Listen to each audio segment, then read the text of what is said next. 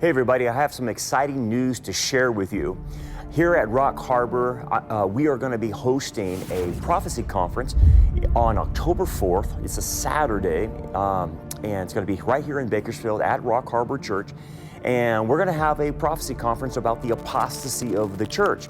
But we're not only going to talk about what's going on in a negative way in the church and how the church is losing its grip with the culture and not contending for the faith. We're going to talk about ways in which we as individual Christians can re-engage in the fight and battle through what's happening not only in the West but around the world.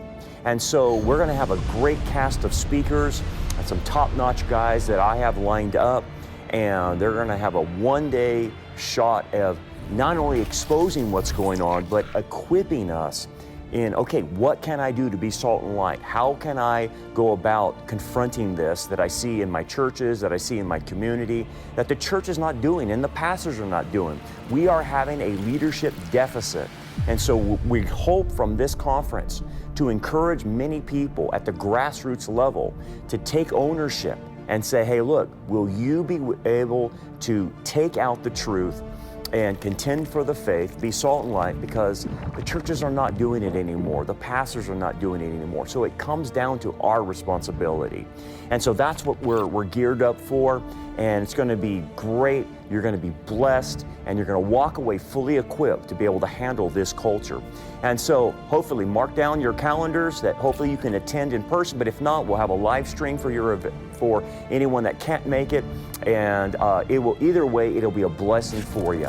So mark the date, October 4th. It's a Saturday here in Bakersfield, California at Rock Harbor Church. Hope to see you then.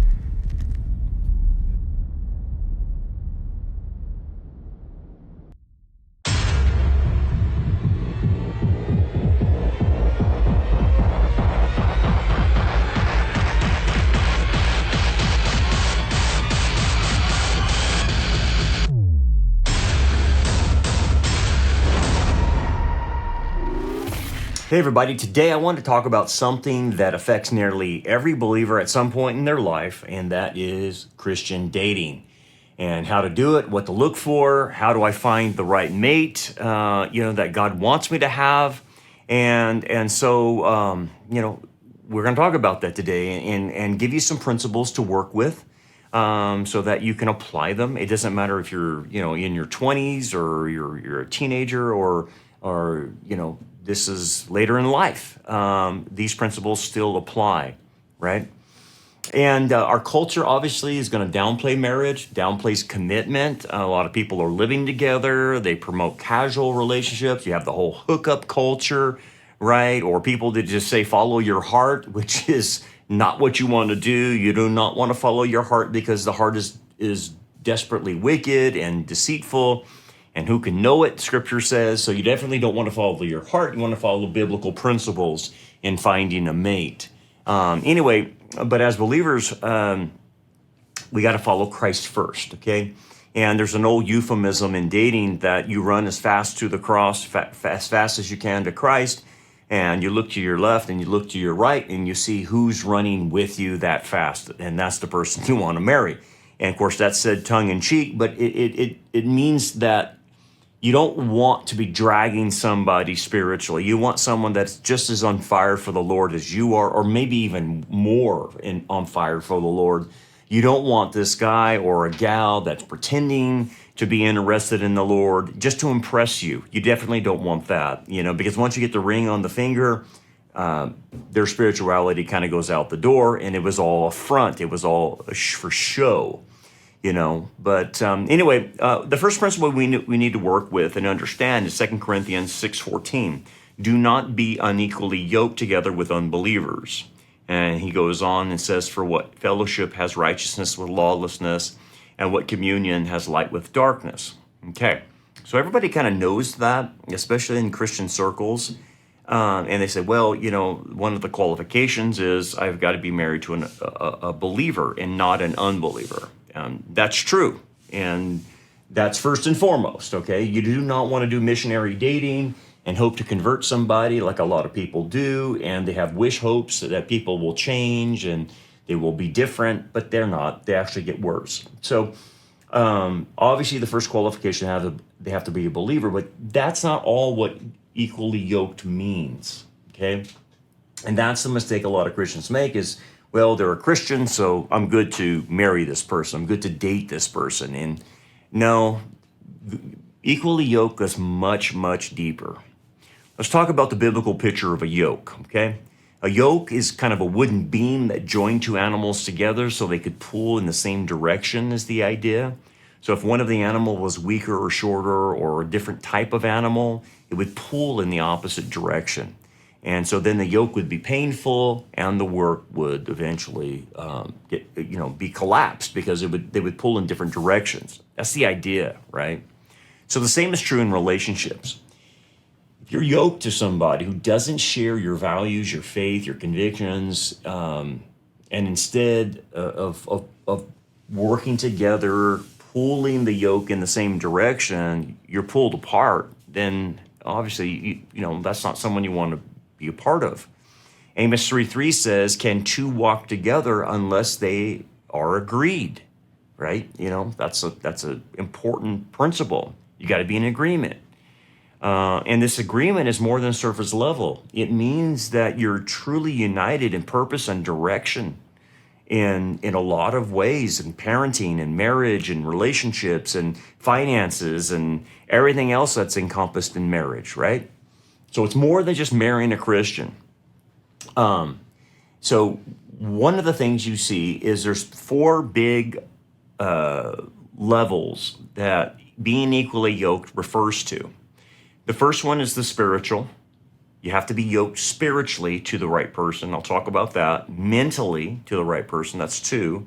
3, emotional connection. And then lastly, the physical connection. So I want to walk through each one of them. So you want to make sure you keep this in mind. The first 3, spiritual, mental, and emotional, must be done in dating. That's what you're finding out about the person, okay? Spiritually, what does that mean? Obviously, are they a Christian? But more than that, do they love his word? Do they walk in obedience? Are they pursuing holiness and serving the Lord? That's a big thing. If you want to find someone that's truly, probably proving that they are interested in the Lord, they're going to be serving somewhere. They're not sitting on the sidelines.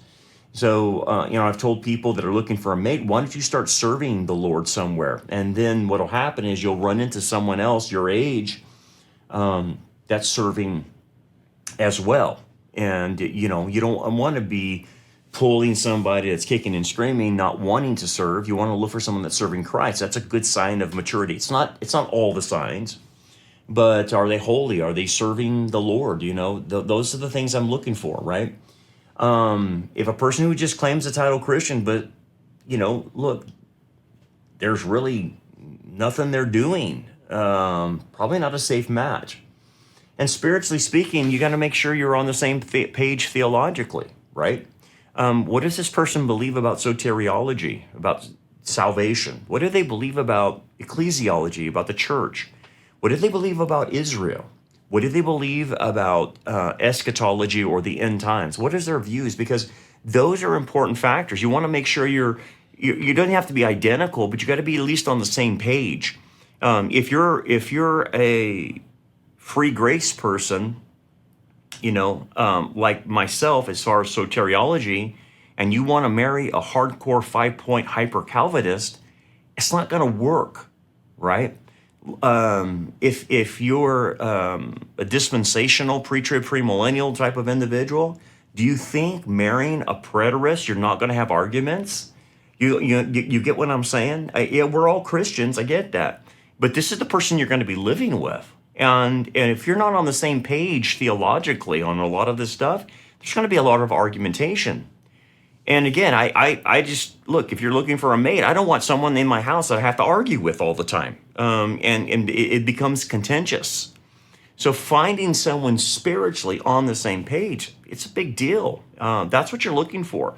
Look at the person's theology. Just don't ask them whether they're just a Christian or not. Let's dive down.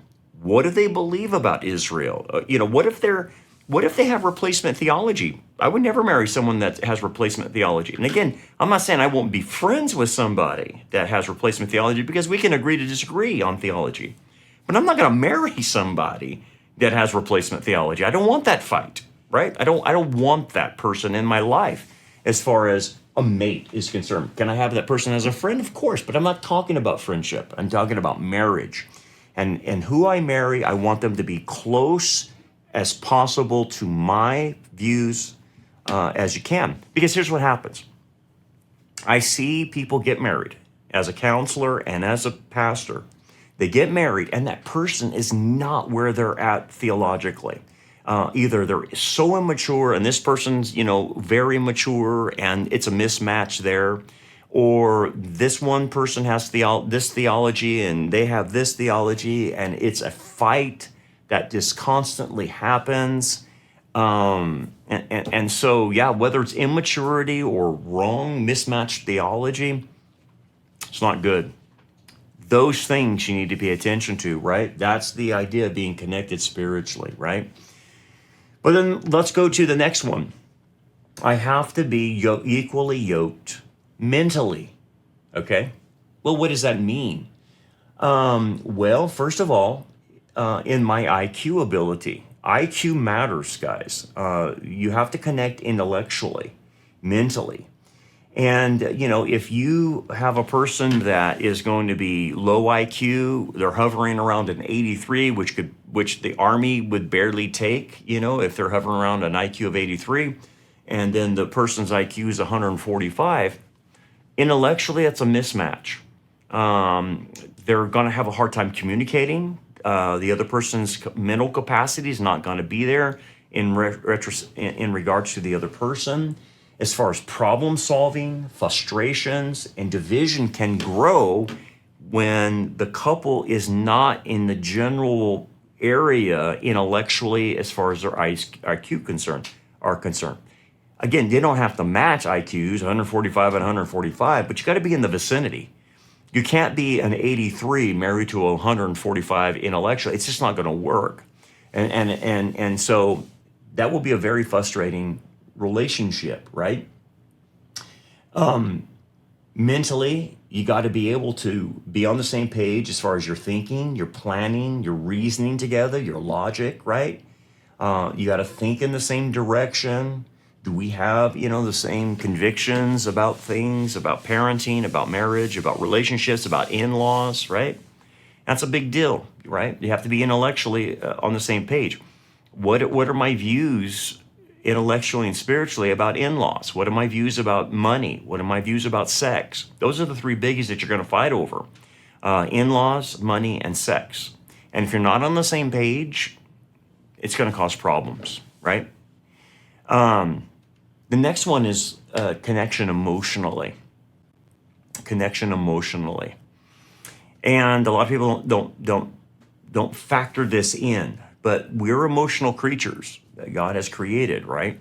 And one of the aspects is you have to be able to connect emotionally. Some people are detached from their emotions, okay? And, look, they have trauma, they have pain, and what happens is they're detached from their emotions. If I'm looking for a mate, if I'm looking for someone to be married to, I am not marrying somebody where they're a project for me. And, well, I know they're emotionally detached, but I'll help them become attached to their emotions. That's not your job. That's the counselor's job. That person needs to get help, and they need, to figure things out. And that's what I'm here for. That's what counselors are here for. But as far as looking for a mate, if I find that the person's emotionally detached, I'm not touching them with a 10-foot pole. And I'm not trying to be mean or anything like that. But again, we're talking about marriage. And so, that requires some emotional intelligence on the person's part, right? And what does that mean, emotional intelligence? It means that the ability to recognize, to manage, to express your own emotions while understanding and responding to the emotions of my spouse. Okay? People who are detached cannot do that. They don't even know their emotions. They don't have any emotions. They go numb. And then they definitely can't relate to your emotions, right? They have no ability to do that because they're not in touch with their own. They shut down emotionally. They're cold, detached, and they have a hard time of fostering a healthy relationship. So that's another thing you need to be looking for, right? And so that's a connection point. Now, here's the thing. You're going to find those things out while you date. You need to find those things out by talking to their friends and the social relationships around the individual, right? That's what you're looking for. And so be careful about dating online. I know a lot of people are dating online, and look, the pickings are slim. I get it, especially if you're in a church, because a lot of the churches are just elderly. There's not anybody of marrying age in a lot of churches, so people have went to the churches and they can't find anybody there, and so a lot of them have turned to dating apps. Okay, fine. But here's what you have to understand about the dating app. You're not going to get the full picture until you spend more time with the individual. And I do not recommend a quick dating time. Hey, we're just dating for 6 months and then we're going to get married.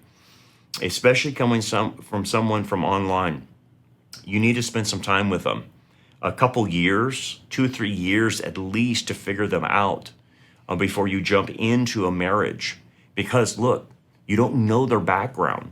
You don't know what they're hiding. You do not know their social networking. See, in the old days, when we dated, people in high school or whatever, we knew the social connections around the person. If we went to high school with this guy or gal or whatever, we knew their reputation. We knew how they functioned with other people. And you could tell, who the good guys were, who the good gals were, and who had a good reputation. That's what you get by social networking. When you get someone from online, you lose that. You don't have the network that tells you and confirms how this person is. And so that's why if you're dating someone online, I recommend going longer so I can figure this person out. Do not do a 6-month thing and then jump into a marriage. I've had people do that. You know what they find out? They find out all kinds of things about the person after they're married that they didn't know. They find out the person had been molested and raped. They find out the person doesn't want to have sex. They find out the person is emotionally cold, or the person has mental illness, and all this stuff that they should have figured out prior to getting married. It's a big deal, man. And so when you're dating, I mean, you've got to put that person through the ringer. Hey, it doesn't sound good, but you got to find these things out. What's their past like? Do they have past trauma? And okay, everyone's got a certain amount of trauma, but here's the thing. If they have past trauma, have they worked to bring it to a resolution? Have they went to a therapist? Have they went to a counselor? Have they went to a pastor or whatever and worked that trauma out and processed that trauma? But if you say, you know what, this person had a major trauma in their life and they have never worked on it, I would back off. Because I've seen too many people have too much trauma and they bring it into the marriage and they're stuck, and the other person wants out and the trauma is just killing them because the person's never worked on it, and then doesn't want to work on it, right? Or something like that. Or how about this, mental illness? There are people that have married people with mental illness.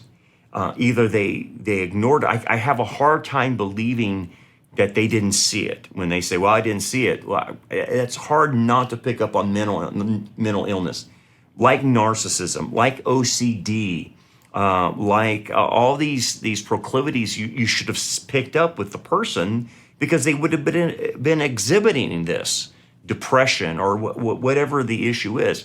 And again, I'm not saying that we can't give these people a chance to get better, but look, if I'm going to marry somebody, I'm not marrying someone with schizophrenia. I'm not marrying somebody that has a severe mental illness that can't get out of it or whatever. I mean, we want the best when we're dating. We want the best to marry as far as mental health is concerned.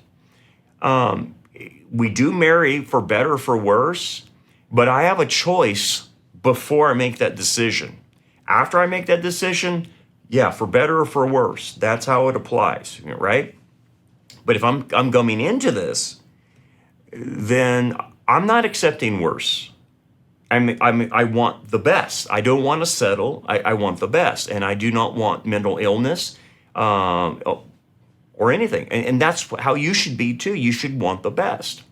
Afterwards, whatever happens afterwards, that's another ball game.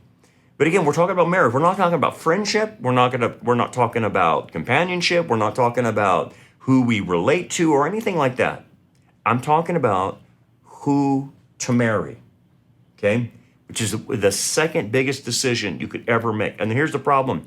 People are making so many mistakes. That's why the divorce rate is so high, because they get stuck and they get jammed up and they're like, I didn't know this person had this emotional trauma, and they're bringing this into the marriage, or bringing this into the wedding bed, and you know, in sex, and they're detached emotionally, or they have this going on, and it's a nightmare. It is an absolute nightmare. Okay? Okay, so here's what's supposed to happen. In dating, you figure out how to connect mentally, emotionally, and spiritually. And if it's a match and you're equally yoked in those areas, then you can proceed forward to marriage. And then the fourth category of how to connect is physically. Okay? Now, connecting physically doesn't just simply mean sex. As far as marriage is concerned, that's the only place where sex can happen, is in marriage. That's where you have the right to sex once you're married. And that's where the last connection point of the four items, spiritual, emotional, mental, and then physical, happens. And so the marriage is consummated physically. Okay, so that's easy to understand. But here's the problem. People put the physical ahead and sometimes don't even consider the emotional, the spiritual, and the mental. They just put the physical. Is the person attractive? Well, if that's the case, I can tell you what's going to happen. If you're going to marry based on the physical, what'll happen is 2 years into the marriage, that physical attractiveness will wane. It won't be there after 2 years. And if you're, especially if you're not connected spiritually, emotionally, and mentally, there's nothing to keep you in the game at that point in time. So the way God designed things is this, that if you can connect mentally, emotionally, and spiritually, and then get married and connect physically, what will keep the attraction and the romance going after you're married, once the 2 years of the honeymoon period wears off, is what will make the person attractive to you is that you can connect to them spiritually, emotionally, and what did I say? Spiritually, emotionally, and mentally. And that actually keeps the attraction physically going, because you're connecting on these other points. That's how God designed it. And that's how you stay romantically inclined toward your spouse for 20 years or 30 years or 40 years or whatever, is because I'm connecting on all these other points, which makes them physically attractive, even though we're all getting older and, we don't look 21 anymore, but we still stay physically attractive because we're connecting on those other points. But if you don't have those points, the physical attraction will go away. It'll just die, and you will not be physically attracted to the person. So that's why our culture makes a mistake, the hookup culture, because they hook up based on physicality, and they don't connect in any other way. Well, there's nothing there. It's an empty shell when it happens. Now, let me say this: physical attraction matters, okay? And God designed that to be part of marriage. No doubt about that. Okay. So, even in Song of Solomon 4:7 says, you are fair, my love.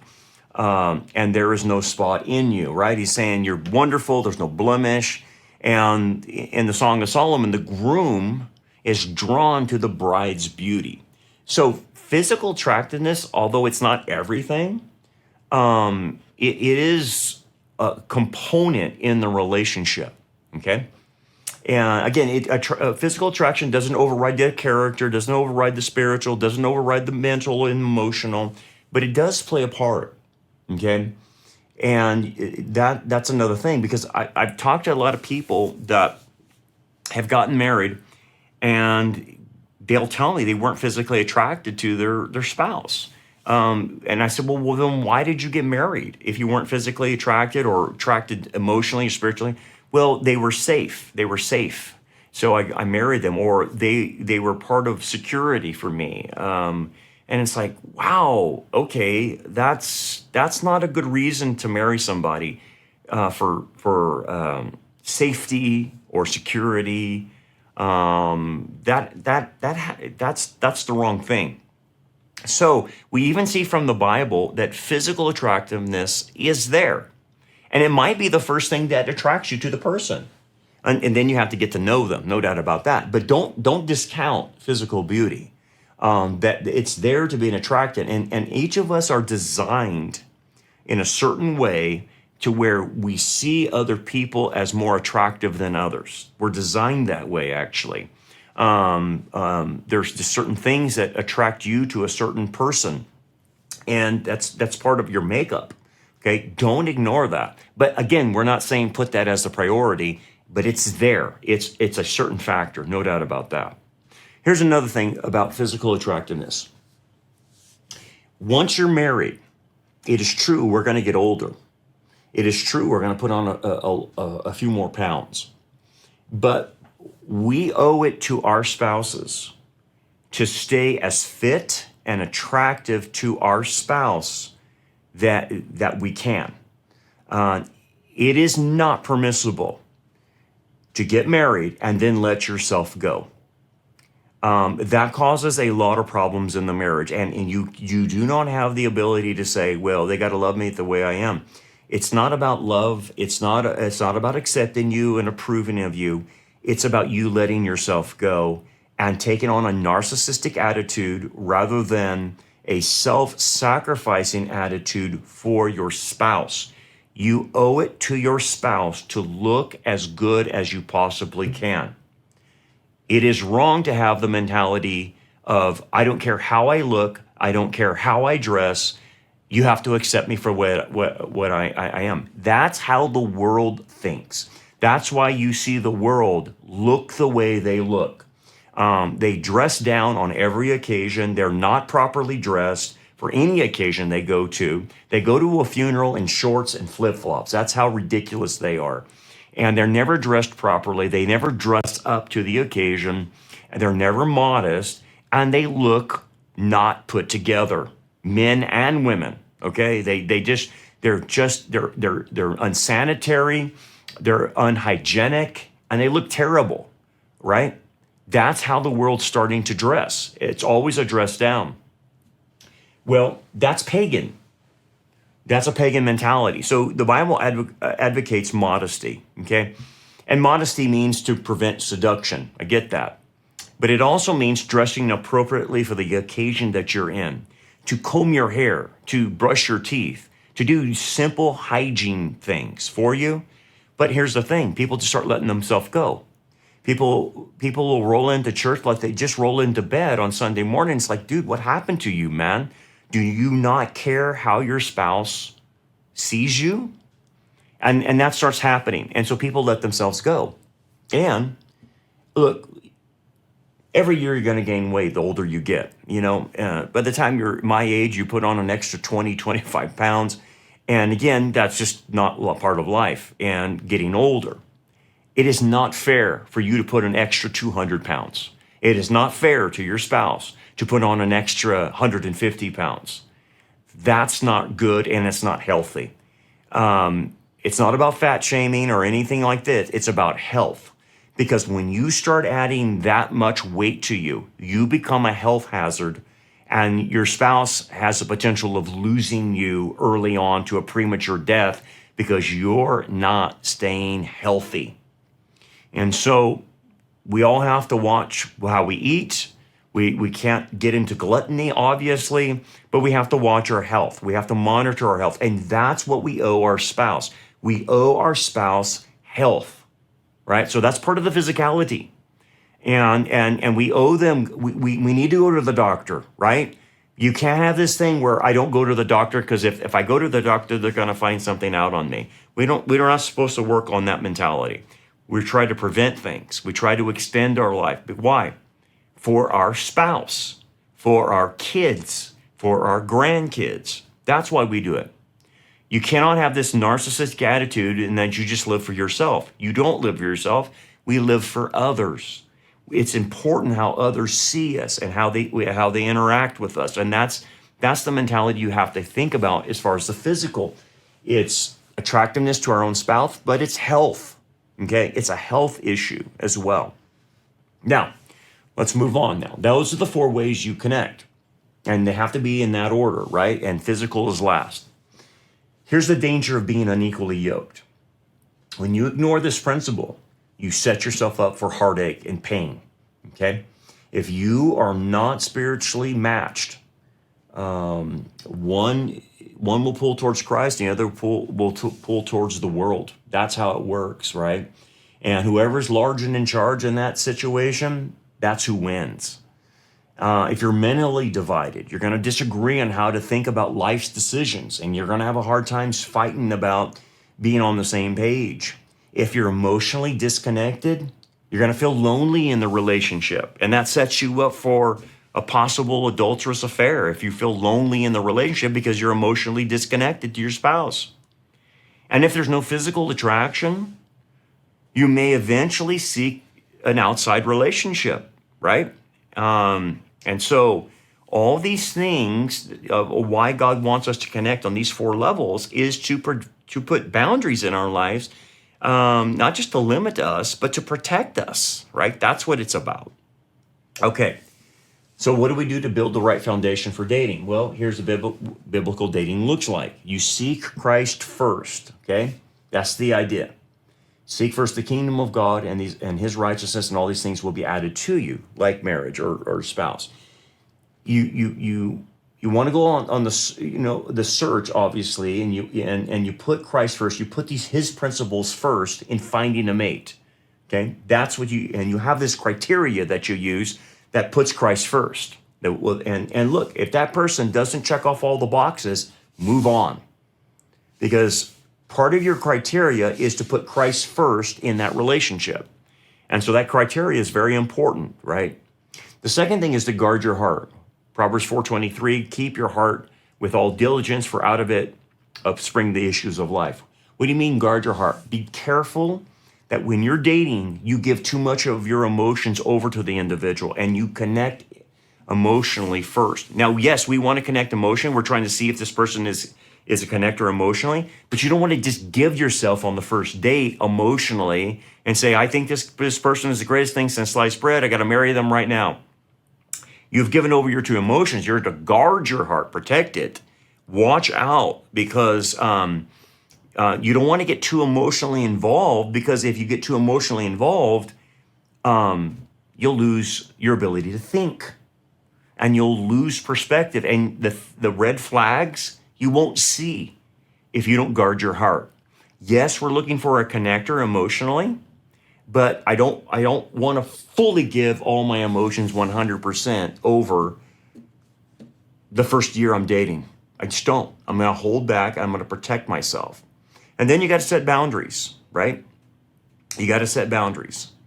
You got to abstain from sexual immorality. The minute you go sexual and you go to the physical first, it erases everything else and you can't see. And that's what Satan wants to do, is turn sex into love and think that you're in love, and you'll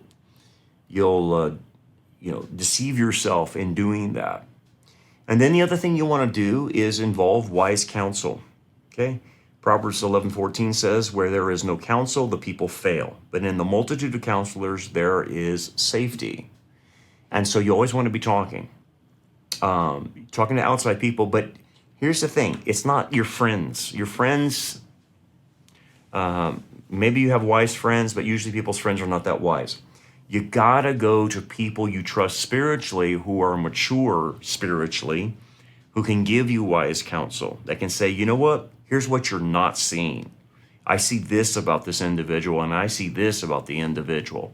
I see narcissism. I see selfishness. I see immaturity in this individual. I don't see how this guy can provide, or I don't see how this girl can provide, or whatever the situation is. There's got to be a spiritually mature person that's weighing in on the subject. that can tell you, hey man, where you're going is a dead end, or hey, green light, this is great. Okay? So again, remember, spiritual unity, mental compatibility, emotional connection, and then physical attraction, and sex, physically connection in marriage. And that's the order. That's what leads to blessing. So here's a question. When you're dating, you have to say, am I equally yoked in every one of these dimensions? Okay?